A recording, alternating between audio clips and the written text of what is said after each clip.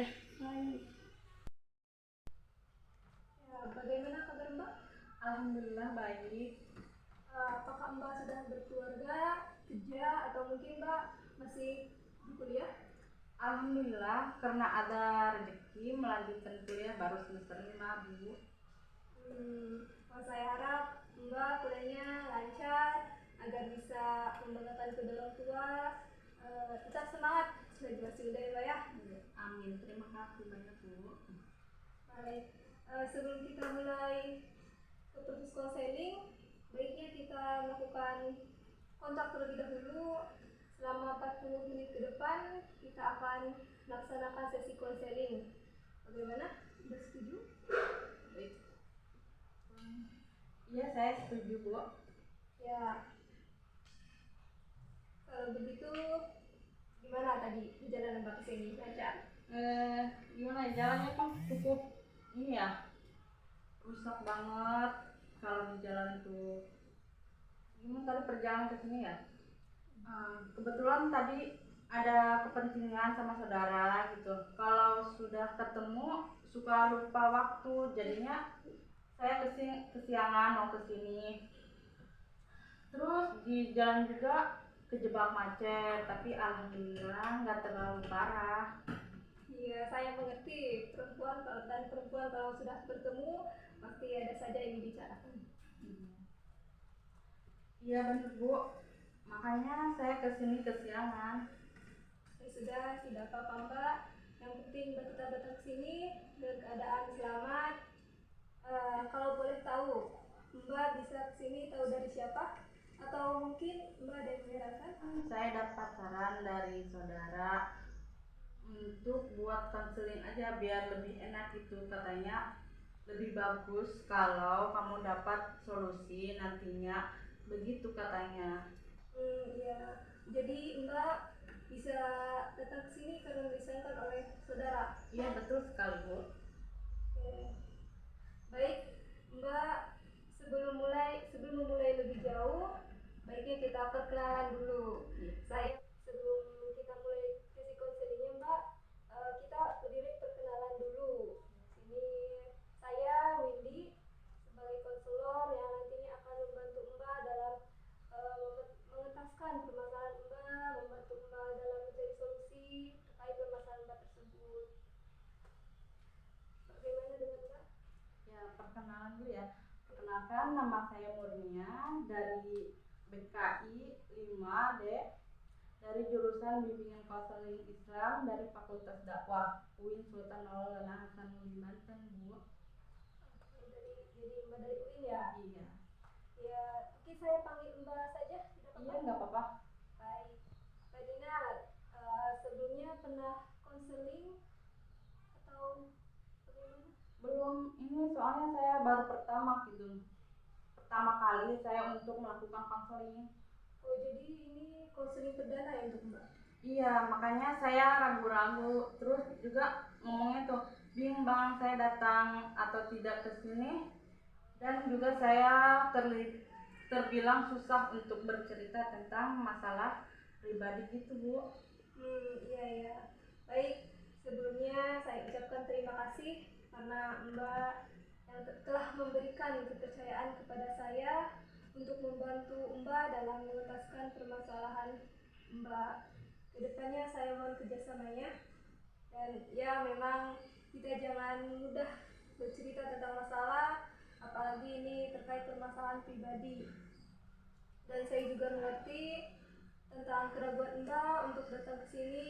Pasti ya banyak yang dipertanyakan terkait konseling. Tapi di sini saya akan memberitahukan Mbak bahwa apabila Mbak sudah datang ke sini, semua data, informasi tentang Mbak akan aman, tidak akan ada yang mengetahui. Jadi rahasia atau informasi Mbak aman bersama saya. Ya, karena ini juga konseling perdana ya untuk Mbak Murnia, saya akan menjelaskan apa itu konseling terlebih dahulu agar Mbak paham. Jadi konseling ini proses pemberian bantuan yang dilakukan oleh tenaga profesional, yang di sini itu saya Windy sebagai konselor, yang diberikan kepada konseli, yaitu Mbak Mulia sebagai klien saya yang dilakukan secara face to face atau tatap muka seperti ini, seperti Mbak dan saya saat ini, yang bertujuan untuk mengentaskan permasalahan klien atau mewujudkan kehidupan klien agar lebih baik nantinya. Gitu. Terhadap penjelasan tadi, apakah ada yang ingin ditanyakan? Tidak Bu, alhamdulillah saya sudah paham. Baik, saya lanjutkan ya. Perlu diingat juga Mbak Nurnia bahwa luasannya proses konseling itu berbeda jauh dengan proses curhatan atau cerita-cerita, karena apabila Mbak di sini beranggapan bahwa proses konseling itu sama seperti kegiatan curhat-curhatan, itu berbeda ya, itu salah. Jadi proses konseling ini tidak seperti itu.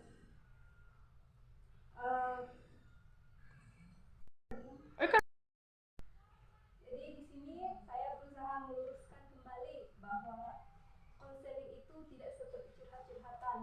Bisa bilang jadi di sini saya berusaha meluruskan kembali bahwa proses konseling itu tidak seperti curhat-curhatan. Curhat-curhatan bisa Mbak lakukan bersama saudara, teman, atau mungkin keluarga. Tetapi untuk konseling ini Mbak harus melakukannya dengan tenaga profesional. Dalam konseling ini juga kami menggunakan teknik-teknik untuk membantu klien kami, dan juga pendekatan-pendekatan agar permasalahan klien terselesaikan dengan baik. Jadi konseling itu tidak salah-salah. Juga dalam konseling ini kami memegang 4 asas, terutama 4 asas terpenting. Yang pertama ada asas keterbukaan.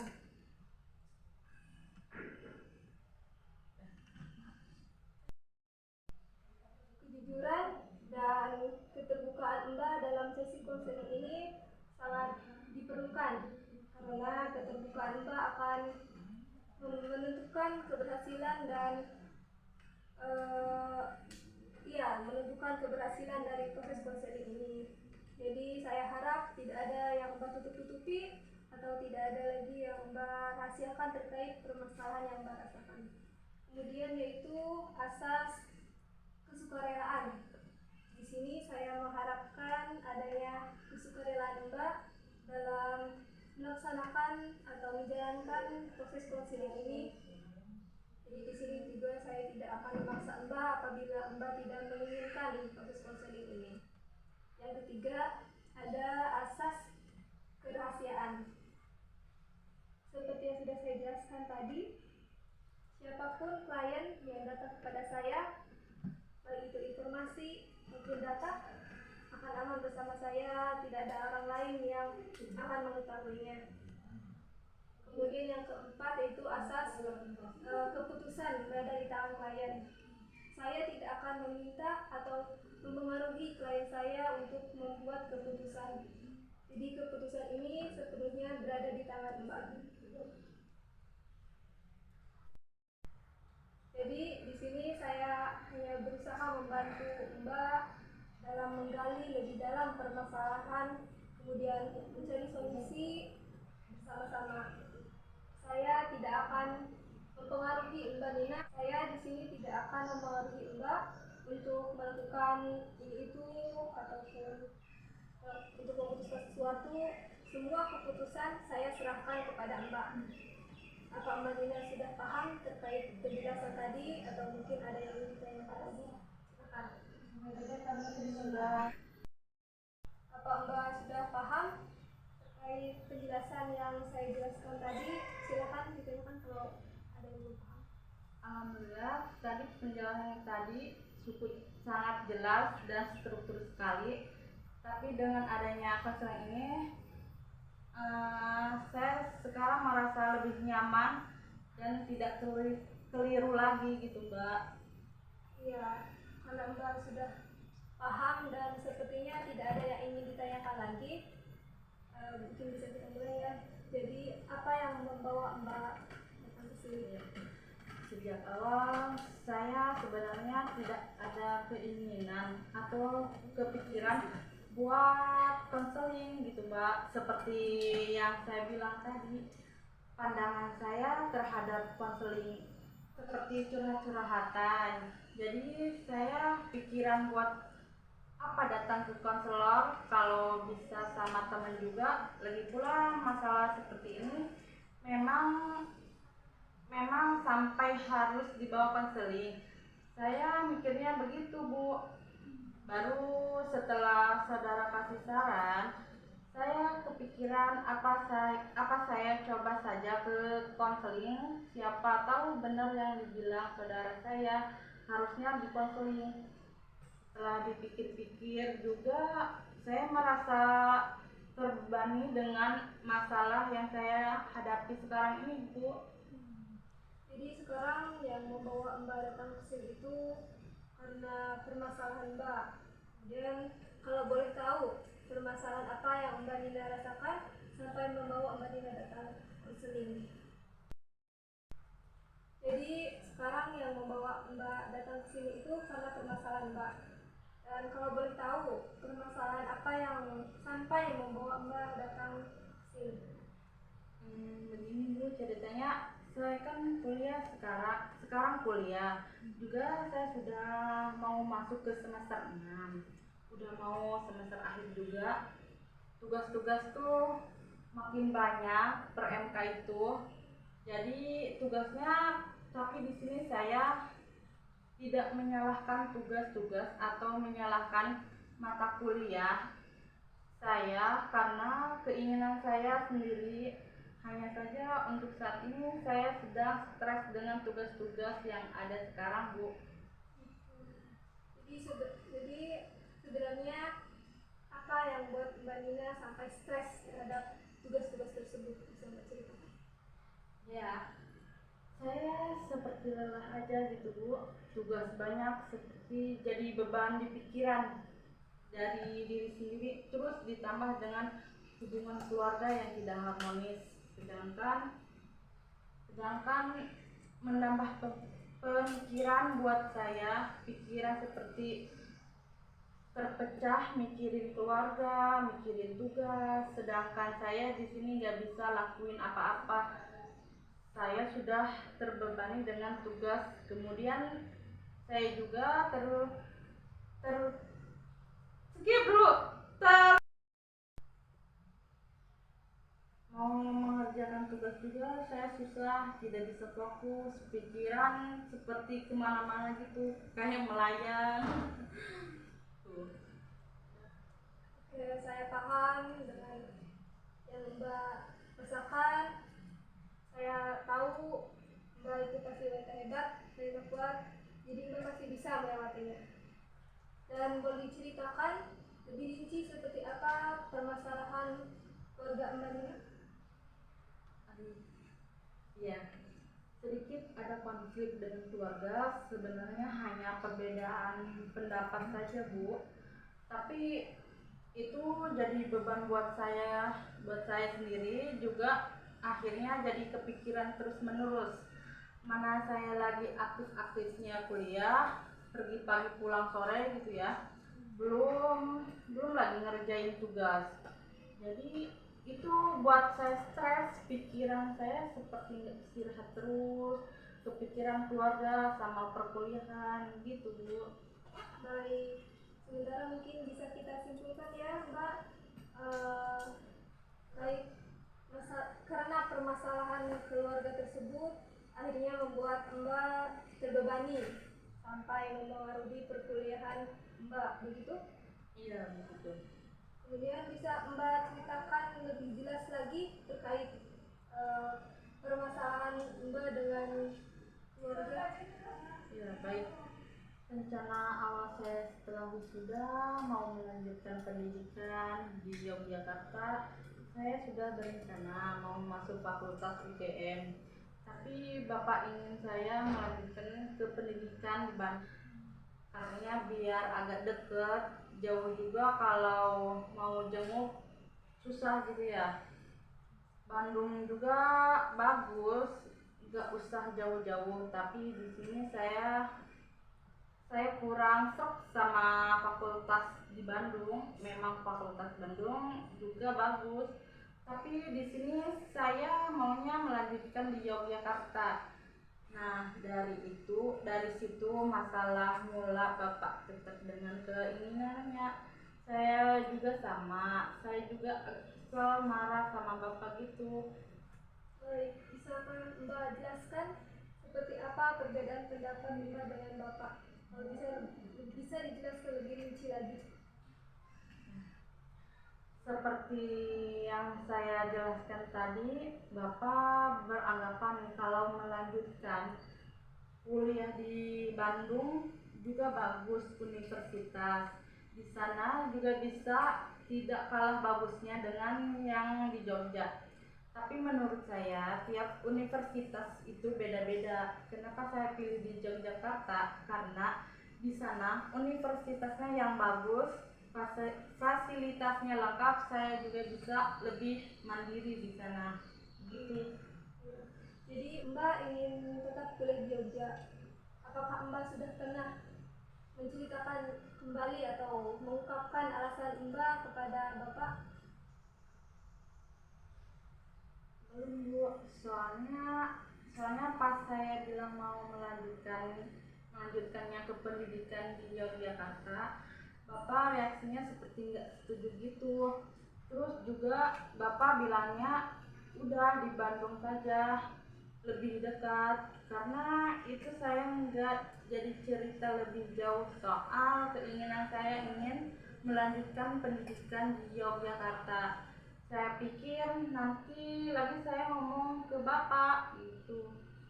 Apakah Mbak sudah pernah mencoba menceritakan kembali terkait keinginan Mbak kepada Bapak?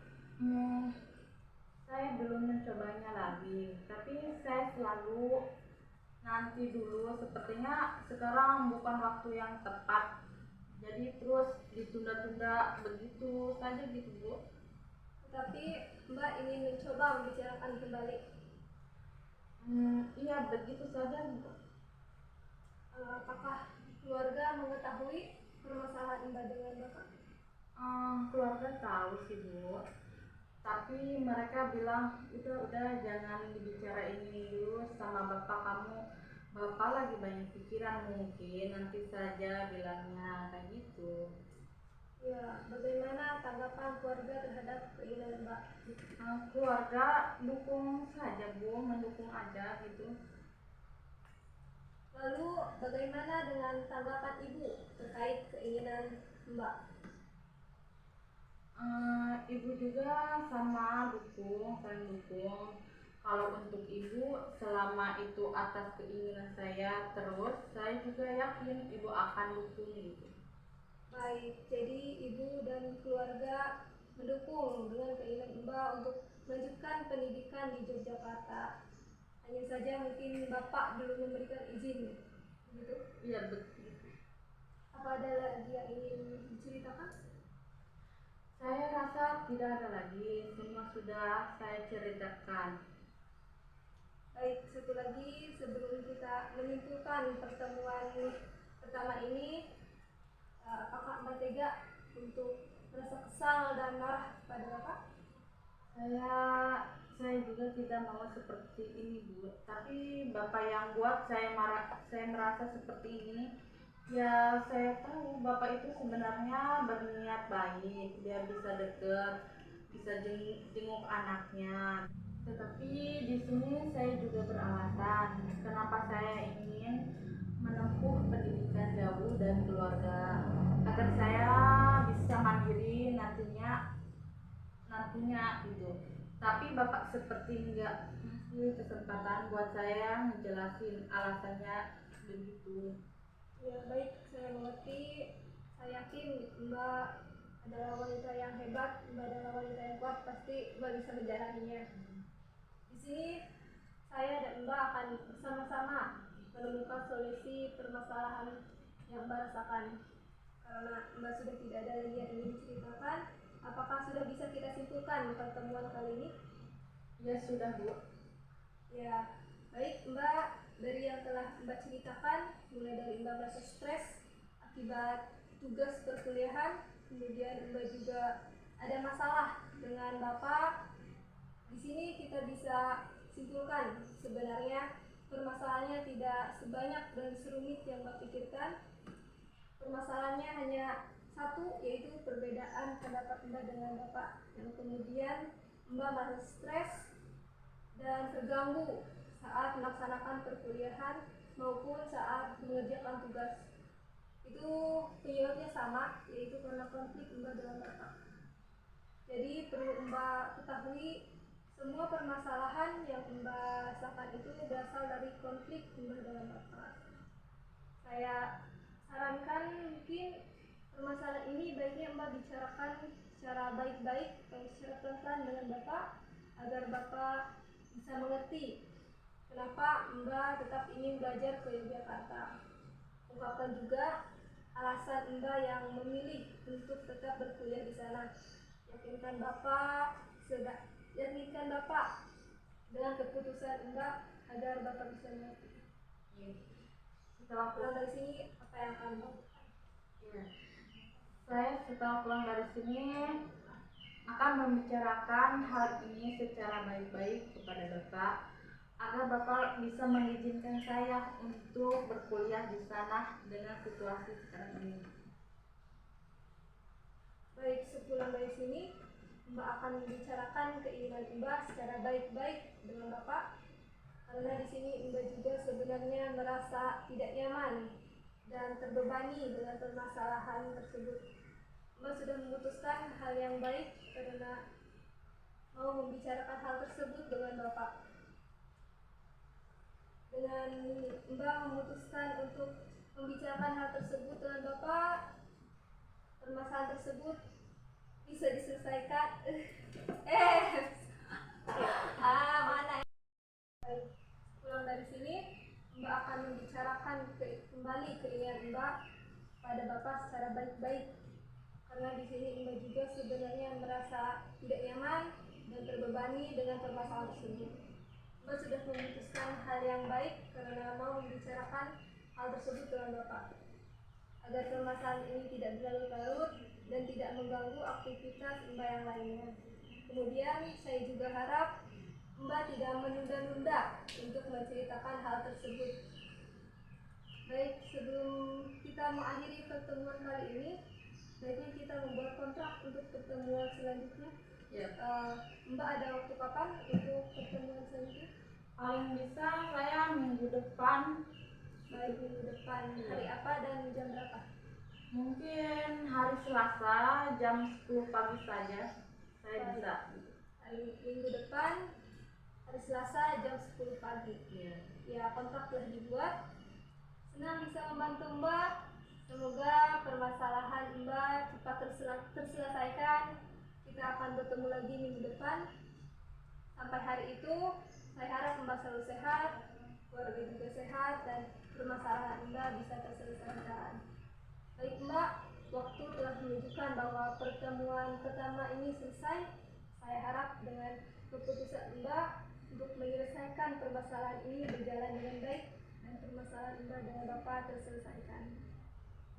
Ya, baik Bu, terima kasih ya atas konselingnya kepada saya. Konseling itu sangat bermanfaat bagi saya, bisa skip dulu. Bu, mungkin itu saja yang saya dapat bicarakan ke Ibu. Itu saja ya. Saya pergi dulu Bu. Ya. Assalamualaikum. Salam. Udah. Pertemuan keduanya.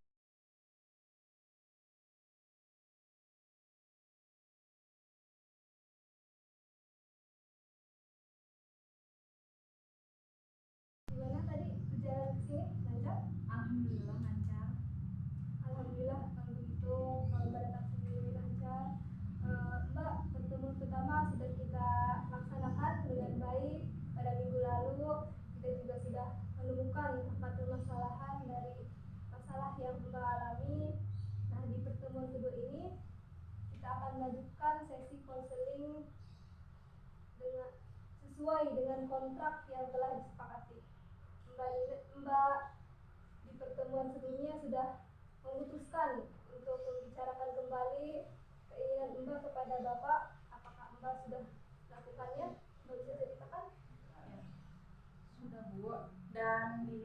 memang Bapak sekarang sudah tidak seperti yang saya ceritakan waktu itu.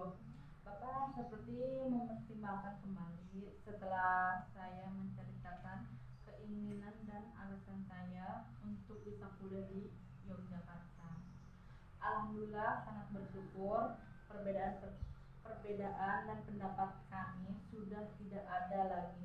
Bapak juga sudah menerima dan mengizinkan saya untuk berkuliah di Yogyakarta. Ya. Lalu bagaimana dengan perkuliahan Mbak? Apakah masih merasa kesulitan atau stres? Kesulitan tetap masih ada sedikit mah, tetapi sekarang saya sudah merasa lebih santai dan rileks dalam menjalani perkuliahan saya. Juga tidak stres seperti dulu. Saya merasa aktivitas-aktivitas yang sekarang ini tidak seperti dahulu. Saya sekarang bisa lebih santai dan melakukan apapun jadi lebih mudah. Jadi dengan terselesaikannya permasalahan dengan Bapak memberikan efek bagi Mbak begitu. Ya, begitu betul sekali. Saya juga merasa begitu. Yang awalnya semuanya terasa berat dan stres, sekarang terasa lebih santai. Baik, jadi sekarang ini Mbak sudah merasa lebih baik. Tidak ada lagi yang mengganjal atau kesulitan lain? Saya merasa sudah baik, tidak ada lagi yang menganjal lagi menganjal lagi di pikiran saya. Permasalahan saya dengan Bapak terselesaikan juga, sudah mendapatkan izin dan Bapak, dan perkuliahan saya juga bisa berjalan dengan baik. Ya, saya ikut senang mendengar hal tersebut ya Mbak. Saya kira sesi konseling ini akan segera berakhir. Namun sebelum ditutup sesi konseling ini, ada baiknya jika Mbak membuat beberapa kesimpulan terkait proses dan hasil dari konseling ini, hasil yang Mbak peroleh dari diri konseling ini. Saya merasa menikmati semua sesi konseling yang telah dilakukan dari beberapa minggu yang lalu. Dilaksanakan selama 2 hari terakhir. Itu tegang, takut, ragu pasti. Ada ada karena ini pertama kali bagi saya. Ini sebuah pengalaman baru yang bermakna dan tidak terlupakan. Tentunya saya merasa terselesaikan. Sejujurnya secara pribadi saya tidak mudah terbuka kepada semua orang, tetapi itu membuat saya yakin sehingga tidak ada lagi keraguan untuk bercerita. Saya ucapkan terima kasih karena telah membantu saya. Saya sangat merasa bersyukur karena telah dibantu sampai sekarang ini. Sesi ini tentunya bisa berjalan baik dengan partisipasi Mbak juga ya. Saya juga ucapkan terima kasih karena telah mempercayakan pengentasan permasalahan Mbak kepada saya. Ya, sepertinya kita bisa mengakhiri sesi konseling ini. Saya harap Mbak dan keluarga selalu harmonis. Ya, amin.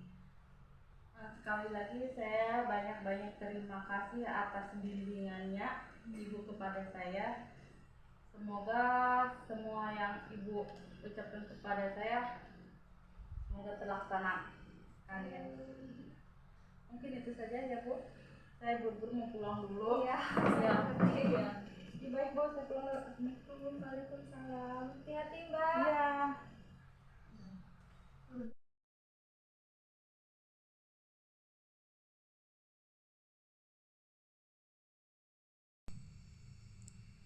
Halo, assalamualaikum. Video ini berisi tentang materi tambahan saya untuk UAS.